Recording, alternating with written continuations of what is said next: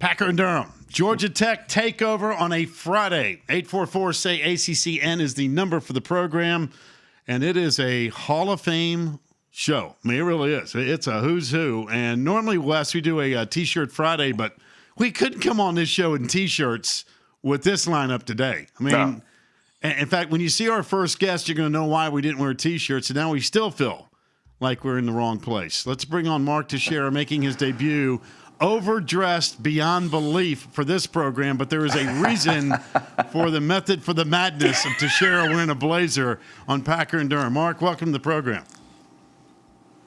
It's good to be here, guys. Thanks for having me. Do you want to explain the get-up? Because you are obviously – the blazer for this show is just over the top.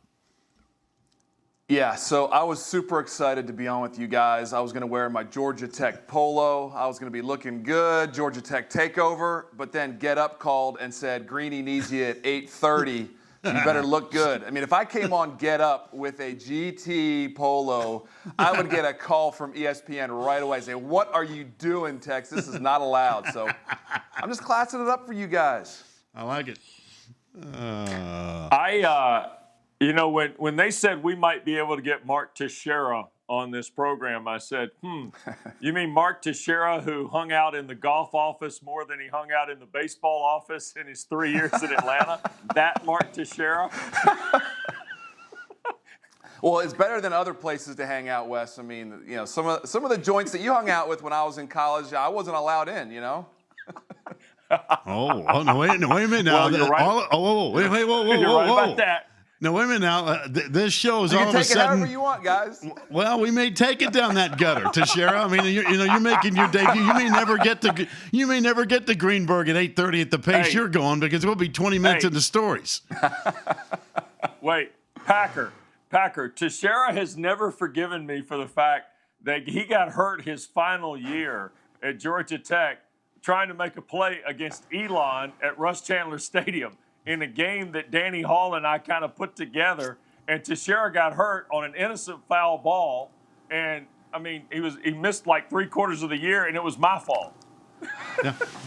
Wes, I broke my ankle in half. I've been having physical issues my entire life. Every time I wake up with a bad back or my legs are hurting, I'm like, dang, Wes, why'd you do it to me, man? Mark, getting back to Georgia Tech. I landed on my feet. There you go. Getting back, though, to Georgia Tech. I mean, you've had an incredible career, and I know you're having a blast doing what you're doing now with ESPN.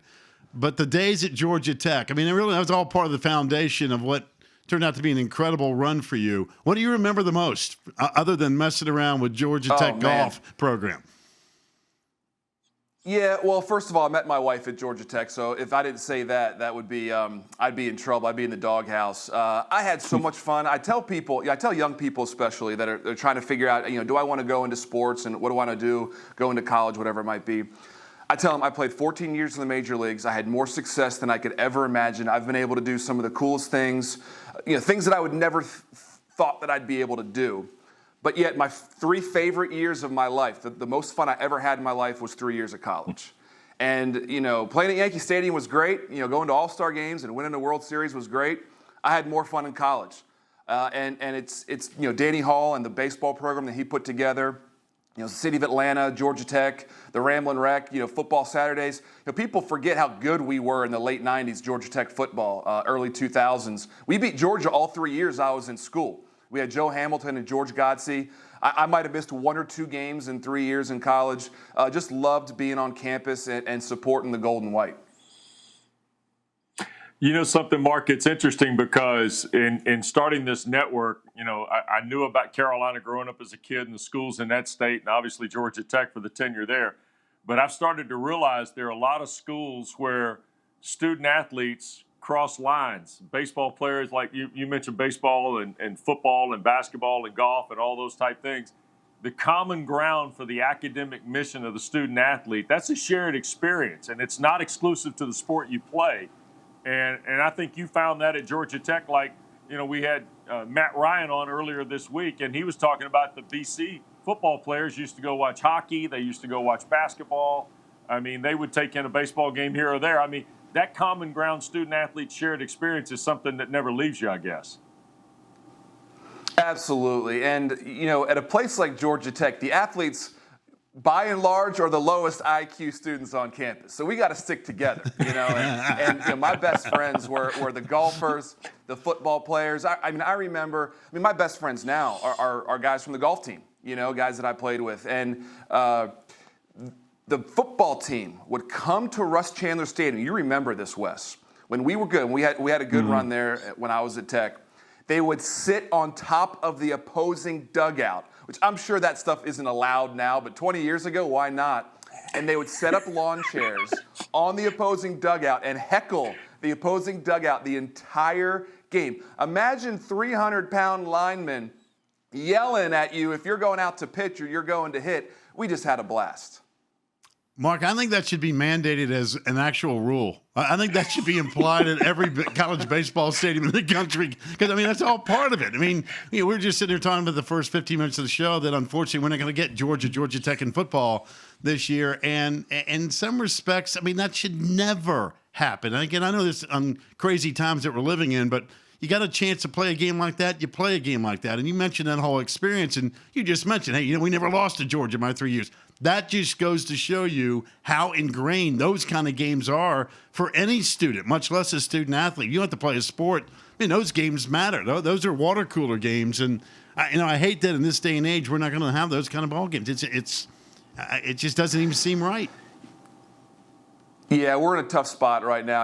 I called Coach Danny Hall the day that the baseball season was canceled in March, and I said, Coach, what are these kids going to do? I couldn't imagine if I was a junior that was about to be drafted or a senior in my last year and got the sport taken away from me. But college football, to me, is what keeps our universities together. Financially, NCAA does such a great job of allowing kids that maybe wouldn't be able to afford college get a full scholarship and be able to have a great institution like Georgia Tech or North Carolina or BC or all these great ACC schools. And if football isn't played, I'm crossing my fingers and praying that we can play a full football season. But it would just be devastating to the athletic department. Our finances, I'm on the board at Georgia Tech, and I know how much football means to us. And so when you look at college football and how much it means to our country, I'm such a huge fan. I'm just really hoping that we can play as many games as possible. And it is disappointing. I heard what you guys were saying in the last segment. It is disappointing that I can't take an hour drive down the road and play that Georgia Tech game. If you're going to play the other games, there's no reason you can't play, the good old-fashioned hate. Hey, Mark, I want to ask you a baseball question here as it relates to like the college game and then the trickle-down effect of kind of what has happened because the minor leagues are all shut down this year.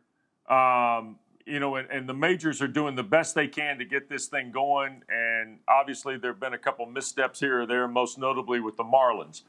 But the shutdown of some minor league programs, the cancellation of college baseball, this abbreviated summer stuff that's going on across the country. You follow it at all levels and you succeeded at all levels.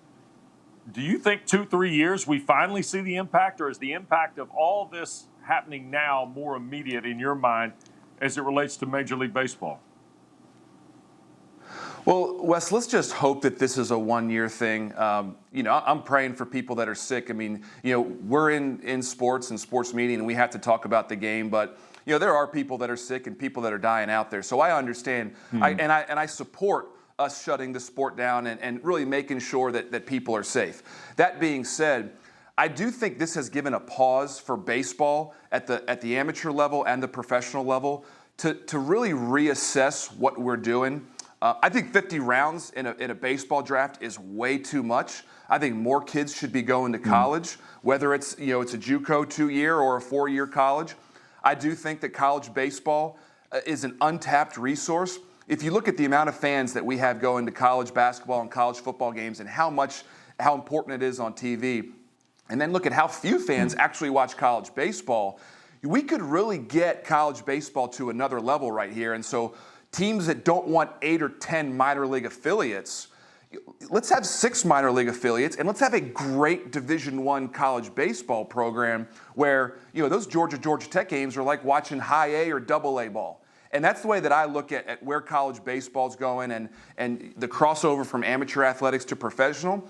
Let's reinvest in college athletics and college baseball, get that sport to a certain level.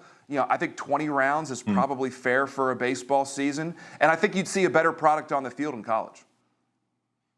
All right, Mark Teixeira, great to see you, my man. Be well, best to your family, and thanks for coming over to ACC Network. Hope to get you back soon. Thanks, guys. We'll do it again. All right. Georgia Tech takeover continues, Pack. Mark Teixeira said, I watched Joe Hamilton beat Georgia twice. He sure did. 1998 and 1999. College Football Hall of Famer Joseph Fitzgerald Hamilton Jr. from Alvin, South Carolina is next on Packer and Durham.